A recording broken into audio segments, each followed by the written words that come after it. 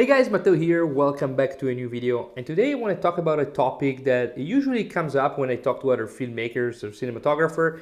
And usually the conversation goes into I would like to invest in a camera, I would like to invest in a lens, this kind of stuff. So in today's video I want to talk about, is a camera an investment? So recently I found this article from Michael Sutton on newshooter.com. It's like a very nice and eye-opener read, and I really recommend it to anyone. So if we take the word investment and we Google it or Wikipedia, whatever, we're gonna find out that investment is something that you put your money in, and at some point this asset is gonna increase in value, and at some point you're gonna be able to sell it for a profit. And if you take it by that definition, a camera is not really an investment. Of course, you might use that camera to make a profit during that year, during those 2 years, 5 years, whatever. So that could actually be an investment. I'm just not sure if it's the right term to call it. I think it's more like a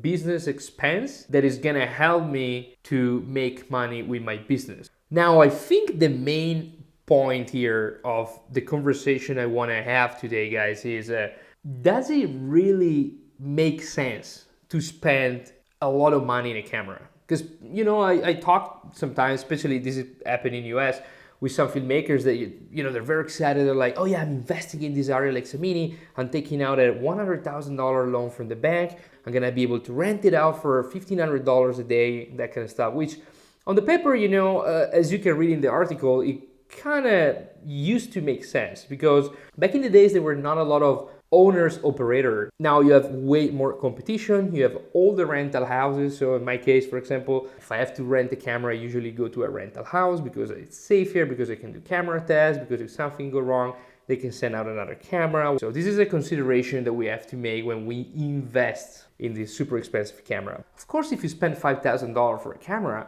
those cameras are gonna be actually probably the best investment, meaning that you're gonna be able to pay them off pretty quickly, and from there you're gonna start having profit. And I have to be completely honest, I think, guys, the gap between those super expensive cameras and cheaper camera is getting very, very small. The other question is, do I really need an Arri Alexa or a Red in order to shoot good stuff? If we shoot something that has good cinematography, good direction, good actors, does it really matter what camera we're using? Is a $90,000 Arri Alexa that much better than my Pocket or than my Ursa? Now, another good point that Michael makes in the article is, are we really sure that we can charge the client because we upgrade a camera? There's a bunch of DP now, operator out there, that drop 30 grand, and now they find themselves in a pretty crappy position because they can't really overcharge a client, or they can't really make up the payment, or maybe there's a recession, or maybe there is a problem, or maybe a client drop. Because, guys, nobody has clients forever. It's very, very unlikely. Clients come and go. So if you do an investment based on one client, that's a very bad decision. And then what happened? You can have a bunch of guys going out for $500 a day, bringing their brand new Arri or Red, and they can include it in the fee. So they're either going out for free or the camera is going out for free, one of the two. But because there's so much competition now, the technology is evolving all the time. There's always this demand for the newest and the greatest camera. At that point, you find yourself with a camera that depreciated, and you're not able to charge your client the right amount of money, and you have to go out there for the same rate or even less, including the camera. So this is a big problem that I think it's happening on the market. A lot of people dropping all this money for a camera they don't really need, justifying it by saying, yeah, but my clients want it, my client's gonna pay for it. Now, I took Red as an example because they are famous for releasing a camera pretty much every year, and every time they do, the others drop. In fact, you can buy on eBay now, I think, once worth $80,000 brand new Red for $6,000, $7,000. And I get it, in those years you might have made money, and this is why this is a conversation. If you have a client, more client, that they say, yeah, I gotta pay you $500 more per shoot because you have a Red, that's worth it. But if you're not sure you're gonna be able to do something better only because of that camera, you might have to rethink the strategy, because sometimes we don't really need a piece of gear, we want it. And that's a completely separate thing.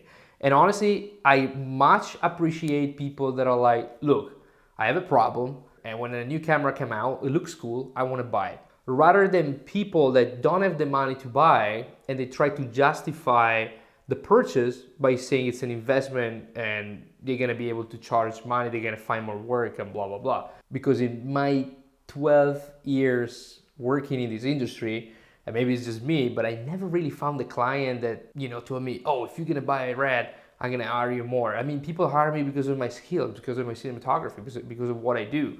And if they really want an Arri Alexa, if they really want a Red on set, what's the problem in renting a one? Like, does it really make sense for me to own a $40,000 camera? My theory though with this kind of client that they push for an Arri, for a Red, and then they don't have the budget to rent it is, I'm pretty confident that they want you to come out for your rate and bring the camera with you for free. This is a bit more likely the scenario with this kind of client. They're very pushy about, oh, do you have a Red? Oh, do you have an Arri? I'm like, yeah, I do have an Arri. Why? Okay, so you're gonna bring it with your rate, right? No, you're gonna have to pay the full day rent for it. And in that moment, I really would like to see if they're gonna go ahead and do it. Big question mark. I know there's people out there making money with their Alexa. I know there's people out there making money with their Red. I know. I just wanted to throw out a couple of opinions, a couple of thoughts that I had, and I also gonna link the article that I read, which I think is eye-opener for a lot of people. Comments down here, let me know what you think. Is a camera really an investment? Thank you so much for watching, guys, and I'll see you in the next one.